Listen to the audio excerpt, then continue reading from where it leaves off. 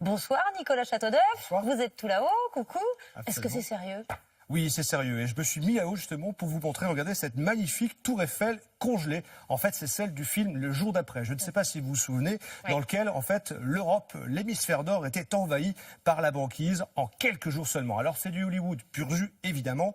Mais imaginez que l'Europe subisse un sérieux coup de froid en quelques années seulement dans les prochaines décennies. C'est possible. Alors, regardez, nous allons remplacer la tour Eiffel par cette magnifique planète Terre. Vous voyez, dans les océans, nous avons dessiné des grandes lignes de couleurs pour symboliser les puissants courants d'eau de mer, ces puissants courants qui véhiculent de la chaleur. Pour schématiser, c'est de l'eau chaude qui monte des tropiques vers les pôles, ce sont les courants rouges, et une fois qu'ils sont refroidis, ils redescendent ensuite vers les tropiques, ce sont les courants bleus. Regardez notamment dans l'Atlantique, il y a quelque chose qui nous intéresse directement, puisque ce grand courant rouge que vous voyez là, eh bien, c'est celui qui nous alimente. Nous, l'Europe, c'est on va dire, c'est une partie du Gulf Stream, le fameux Gulf Stream. C'est grâce à ce Gulf Stream que nous avons en Europe un climat plus doux et plus chaud que le Canada, qui est pourtant à la même latitude. Et alors, qu'est-ce que les chercheurs ont trouvé à cet endroit-là? Alors, ils ont trouvé notamment que ce grand radiateur océanique avait un point faible, un maillon faible, ici, dans la mer du Labrador. Normalement, à cet endroit, l'eau chaude plonge et repart dans l'autre sens, sauf qu'avec le réchauffement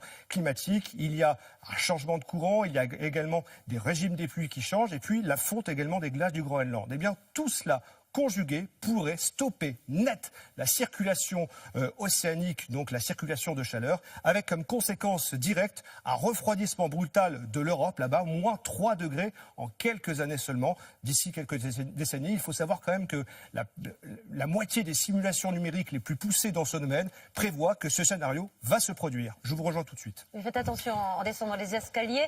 Est-ce que finalement, ce coup de froid ne compenserait pas les effets du réchauffement climatique? Est-ce que ce serait pas une bonne chose? En fait, on peut le penser, mais il y aura sans doute des effets collatéraux, des effets indésirables. Le climat serait sans doute beaucoup plus instable encore qu'aujourd'hui, avec par exemple un changement de régime des pluies. Il pourrait y avoir plus d'inondations, plus de sécheresse également. Et puis l'arrêt de cette grande circulation océanique pourrait aussi avoir un effet sur le climat de la planète.